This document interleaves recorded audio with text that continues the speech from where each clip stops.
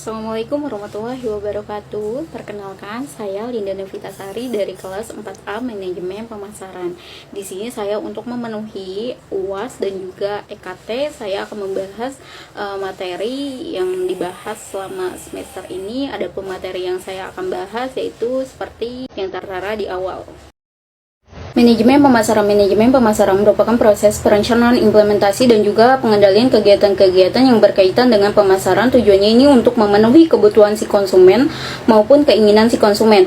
Nah, dan perusahaan juga mencapai tujuan bisnisnya. Manajemen pemasaran ini biasanya meliputi strategi pemasaran, riset pemasaran, promosi, distribusi produk, penetapan harga, lalu hubungan dengan si pelanggan dan lain sebagainya. Tujuannya ini agar produk yang kita tawarkan kepada si konsumen ini sesuai dengan keinginan maupun kebutuhan si konsumen. Nah, dan perusahaan ini mencapai tujuan bisnisnya seperti mencapai keunggulan yang kompetitif, terus kenaikan bisnis yang secara terus-menerus. Nah, selanjutnya yaitu marketing mix. Marketing mix ini pada awal mulanya yaitu terdiri dari 4 elemen, yaitu produk, price, place, dan promotion. Nah, selanjutnya yaitu seiring berjalannya waktu bertambah, yaitu tambahannya ada proses, physical evidence, dan juga people. Tadi ada produk. Produk itu yaitu produk yang ditawarkan kepada si konsumen. Misalnya ya, contohnya itu seperti ini. Ini produk. Dan selanjutnya yaitu ada harga. Harga itu yaitu nilai sejumlah uang yang harus dibayarkan untuk mendapatkan si produk ataupun layanan tertentu. Nah, selanjutnya yaitu promosi. Promosi itu bisa berupa iklan, media cetak, dan lain sebagainya. Nah, selanjutnya yaitu place. Place itu tidak hanya berupa bentuk bangunan saja, tetapi juga bisa seperti e-commerce, Shopee, Tokopedia, dan lain sebagainya. Nah, selanjutnya yaitu ada people. People itu SDM-nya. SDM yang berkualitas ini sangat membantu si perusahaan dalam penjualan. SDM-nya ini seperti kayak sales gitu ya.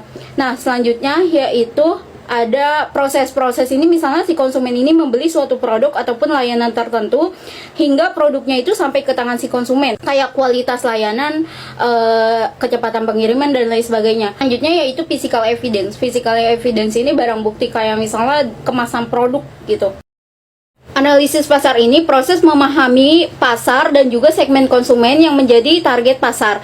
Nah, selanjutnya yaitu tujuannya ini untuk mengetahui pesaingnya, pelanggannya, lalu bagaimana sih karakteristik pasar tersebut. Nah, selanjutnya yaitu analisis pasar ini terdiri dari 4 aspek, yaitu ada ukuran pasar, ada tren, ada preferensi, dan juga kebutuhan. Nah, ukuran pasar ini seberapa besar sih, misalnya seberapa besar sih potensi produk tersebut gitu. Nah, selanjutnya itu tren. Apa sih yang sedang tren pada saat ini gitu. Dan selanjutnya itu preferensi. Preferensi ini kayak konsumen mempunyai preferensi skincare yang buat untuk kulit kering gitu. Jadi dia akan mencari produk yang dapat menghidrasi kulitnya. Nah, selanjutnya yaitu kebutuhan. Apa sih yang sedang dibutuhkan oleh konsumen?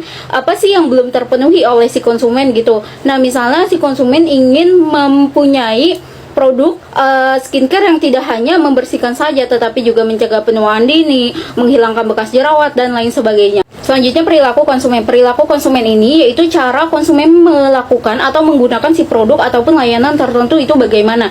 Nah, perilaku konsumen ini dapat dipengaruhi oleh yang pertama yaitu kepercayaan merek. Kepercayaan merek itu contohnya kayak seseorang membeli minyak goreng, pasti dia membeli minyak goreng yang sudah ia percaya gitu mereknya. Nah, selanjutnya yaitu ada carian informasi. Misalnya si konsumen ingin membeli suatu tas, ya kan dia mencari informasi di media sosial, terus gimana bentuknya, mereknya, harganya gimana.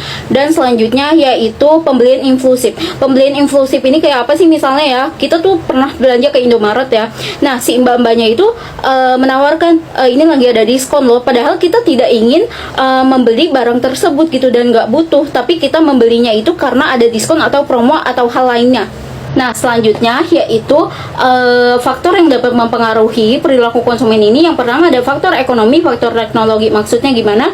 Faktor ekonomi ini misalnya ibu rumah tangga ini kan budgetnya terbatas, pasti ia lebih memilih produk yang diskon dan promo. Nah selanjutnya yaitu ada teknologi ini seperti belanja online, membandingkan harga yang satu dengan yang lainnya. Nah selanjutnya yaitu faktor sosial, misalnya ya ikut-ikutan si influencer atau artis dan lain sebagainya. Nah selanjutnya yaitu faktor lingkungan, misalnya si konsumen ini suka produk yang ramah lingkungan gitu, dia akan memakai produk tas belanja yang dapat dipakai berkali-kali gitu, yang ramah lingkungan dibanding yang hanya satu kali pakai. Selanjutnya pengalaman pembelian. Pengalaman pembelian ini sangat mempengaruhi dalam perilaku si konsumen ini. Riset pemasaran dan pengambilan keputusan merupakan hal yang penting di dalam pemasaran, yang mana ini mencakup teknik mengumpulkan, menganalisis dan juga menafsirkan data.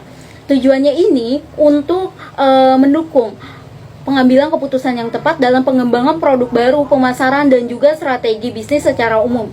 Adapun manfaat dari riset pemasaran sendiri menurut Eko Zainuddin, yang pertama yaitu kita mengetahui apa keinginan maupun kebutuhan si konsumen, dan yang kedua yaitu mengukur tingkat kepuasan si konsumen, dan yang ketiga mengoptimalisasi sumber dayanya, dan yang keempat mengurangi risiko dari kegagalan bisnis. Adapun langkah-langkah yang harus dilakukan dalam riset pemasaran, yang pertama menentukan masalah apa sih yang ingin diketahui, dan yang kedua membuat perencanaan apa sih tujuan, dan selanjutnya yaitu mengumpulkan datanya, menentukan alat ukur dan populasi atau sampel yang akan kita ambil, dan metode apa nih yang kita gunakan untuk menganalisis datanya. Mengumpulkan data sendiri dapat dilakukan dengan berbagai cara. Yang pertama yaitu ada wawancara riset pemasaran melalui kuesioner, lalu survei. Melalui riset pemasaran ini kita mengetahui informasi dan juga data yang akurat dan juga relevan mengenai konsumennya bagaimana, pesaingnya bagaimana, dan juga tren yang sedang berlangsung. Dengan begitu perusahaan dapat mengambil keputusan yang tepat dalam penetapan harganya, nanti promosinya seperti apa, memilih saluran distribusi yang tepat. Salah satu contohnya yaitu Wardah ini telah menerapkan riset pemasaran untuk mendapatkan informasi maupun data yang akurat. Dengan begitu Wardah mendapatkan informasi tentang preferensi konsumen, apa yang sedang tren, lalu apa yang diinginkan konsumen maupun dibutuhkan oleh konsumen. Dengan begitu Wardah dapat mengambil keputusan untuk mengeluarkan produk atau kosmetik yang tepat, seperti kosmetik yang diinginkan ataupun yang dibutuhkan konsumen. Dengan demikian, riset pemasaran ini sangat berpengaruh terhadap pengambilan keputusan dalam bidang pemasaran. Strategi produk dan pengembangan produk. Strategi produk yaitu rencana perusahaan dalam memasarkan atau memperkenalkan atau mempertahankan produk ataupun layanannya yang diberikan kepada si konsumen. Strategi produk ini biasanya meliputi pengembangan produk, distribusi produk, dan penentuan pasar produk sesuai dengan pasar yang ada. Sedangkan pengembangan produk yaitu proses menciptakan atau memodifikasi produk ataupun jasa yang sudah ada menjadi lebih bermanfaat dan memberikan nilai tambah bagi si konsumen. Adapun langkah-langkah untuk melakukan strategi produk, yang pertama yaitu menganalisis pasar. Kita perlu menganalisis apa keinginan maupun kebutuhan si konsumen, bagaimana konsumen perilakunya, dan juga pesaingnya itu bagaimana. Selanjutnya yaitu melakukan segmentasi dengan membagi pasar menjadi beberapa segmen yang homogen. Dan selanjutnya penetapan harga sesuai dengan produk yang dikeluarkan dan mampu bersaing di pasaran. Selanjutnya itu promosi. Promosi ini dapat meningkatkan kesadaran dan juga minat beli si konsumen. Nah selanjutnya yaitu memilih jalur distribusi yang efisien dan tepat untuk menjangkau pasar yang dituju. Nah selanjutnya contohnya pada perusahaan manufaktur, dia melakukan riset dan juga pengembangan produk baru untuk memenuhi kebutuhan pasar yang semakin lama semakin berkembang, dan juga meningkatkan kualitas produk dan juga memperkenalkan produk yang ramah lingkungan dan untuk menarik si pelanggan yang lebih sadar lingkungan. Nah selanjutnya pengembangan produk ini bisa dilakukan oleh beberapa tahapan. Yang pertama mengumpulkan ide-ide untuk produk baru yang dapat dilakukan melalui observasi dan lain sebagainya. Nah selanjutnya itu kita perlu menganalisis ide tersebut apakah layak untuk didaur ulang dan lain sebagainya. Nah selanjutnya yaitu Dalam pengembangan produk ada beberapa tahap. Yang pertama yaitu kita perlu mengumpulkan ide-ide yang akan dilakukan. Nah, selanjutnya yaitu menganalisis. Kita menganalisis ini bisa lewat tren pasar, bisa survei, brainstorming dan lain sebagainya. Nah, selanjutnya yaitu pengembangan produk dan selanjutnya pengujian untuk si produk. Promosi dan strategi komunikasi perusahaan merupakan hal yang penting dari upaya pemasaran suatu perusahaan tertentu. Yang mana promosi ini biasanya ada promosi penjualan, sponsor, publisitas, dan lainnya. Adapun tujuannya ini untuk memperkenalkan produk ataupun layanan suatu perusahaan kepada si konsumen untuk meningkatkan citra merek, meningkatkan penjualan, meningkatkan loyalitas pelanggan. Sedangkan strategi komunikasi pemasaran ini rencana yang dibuat untuk mengkomunikasikan pesan pemasaran dari suatu perusahaan tertentu kepada target pasar yang dituju. Promosi dan strategi komunikasi pemasaran yang biasanya dilakukan di Indonesia ini, yang pertama yaitu ada iklan. Iklan itu bisa lewat media cetak, radio, televisi. Dan selanjutnya itu promosi penjualan. Promosi penjualan ini bisa seperti diskon, free gift, dan lain sebagainya. Nah, selanjutnya yaitu komunikasi langsung. Komunikasi langsung ini seperti mengkomunikasikan dengan konsumen yaitu lewat email, pesan teks, media sosial, dan lain sebagainya. Nah, selanjutnya yaitu contohnya itu produk MS Glow. Dia ada di televisi dan juga lewat konten-konten. Sebelum melakukan promosi, kita perlu menentukan tujuan dari kita melakukan promosi tersebut. Apakah untuk meningkatkan penjualan, untuk memperkenalkan produk baru, atau meningkatkan kesadaran merek, dan lain sebagainya. Nah, setelah promosi itu berjalan, kita perlu evaluasi apakah promosi tersebut sudah sesuai dengan tujuan yang kita harapkan.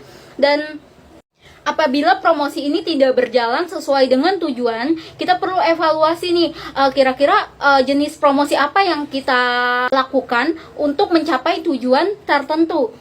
Contohnya Gojek. Gojek ini perusahaan teknologi yang bergerak di bidang transportasi. Dia ini sering memberikan diskon atau promo kepada layanan-layanannya seperti GoRide, GoPay, dan juga GoFood. Nah, selanjutnya yaitu strategi komunikasi pemasaran ini sekarang ini menjadi semakin penting karena sebagian konsumen itu mencari produk lewat internet maupun media sosial. Pemasaran digital yaitu mempromosikan produk ataupun layanan tertentu melalui teknologi. Nah, adapun kelebihannya sendiri yaitu lebih terjangkau dibandingkan dengan pemasaran tradisional seperti iklan, media cetak, dan lain sebagainya. Nah, selanjutnya yaitu si pembisnis ini mudah berinteraksi secara digital gitu, bisa melalui email dan juga media sosial dan lain sebagainya. Jadi mudah menjalin hubungan dengan si pelanggan. Nah, selanjutnya yaitu kekurangannya sendiri yaitu bergantung kepada teknologi. Nah, jadi apabila internetnya error, servernya error, yaitu bisa menghambat penjualan. Nah, selanjutnya yaitu banyak pesaing. Jadi karena mudah gitu, jadi mudah diakses banyak orang gitu, jadi banyaknya pesaing. Nah, selanjutnya yaitu e-commerce. E-commerce ini proses penjualan maupun pembelian melalui internet. Adapun jenis-jenis e-commerce sendiri yaitu ada B2B, C2C, C2B, mobile commerce, dan juga social commerce. Nah, selanjutnya yaitu kelebihan e-commerce sendiri yaitu mudah dijangkau, tidak terikat waktu maupun ruang. Jadi bisa melakukan transaksi di mana saja dan juga kapan saja gitu waktunya. Selanjutnya lebih mudah. Jadi kita tinggal pesan lewat gadget kita, bayar, dan juga nanti barang tersebut diantar gitu ke rumah. Nah, kekurangannya sendiri yaitu privasi data gitu yang masih kurang aman dan juga masih banyaknya penipuan. Kadang barang yang kita pesan gitu nggak sesuai dengan apa yang kita pesan datangnya, dan juga kadang barangnya nggak datang dan lain sebagainya. Contoh e-commerce sendiri di Indonesia yaitu ada Shopee, Tokopedia, Traveloka, dan lain sebagainya. Analisis pesaing ini proses yang dilakukan perusahaan untuk mengetahui kelemahan maupun kekuatan dari si pesaing, yang mana ini biasanya itu untuk mengembangkan strategi agar dapat bersaing secara efektif dan juga efisien. Adapun manfaat dari menganalisis pesaing ini, yang pertama yaitu kita mengetahui kelebihan maupun kelemahan dari si pesaing kita agar dapat bersaing di pasaran. Selanjutnya yaitu memahami tren pasar. Ini dapat membantu perusahaan untuk mengembangkan produknya karena bisa memenuhi kebutuhan maupun keinginan si konsumen. Selanjutnya yaitu meningkatkan inovasi, dan selanjutnya juga dengan mengetahui perilaku si pesaing ini, si perusahaan dapat menentukan strategi yang tepat agar dapat bersaing. Selanjutnya, dengan memahami keunggulan dari si pesaing ini, kita dapat menentukan strategi kita sendiri dan juga gimana sih agar dapat bersaing dengan mereka dan juga produk kita ini lebih unggul dibanding pesaing tersebut. Jadi kesimpulan dari mempelajari manajemen pemasaran ini dapat memberikan dasar yang kuat untuk kita dalam mengelola usaha kita nanti sendiri dengan lebih baik dan juga mencapai kesuksesan yang lebih besar.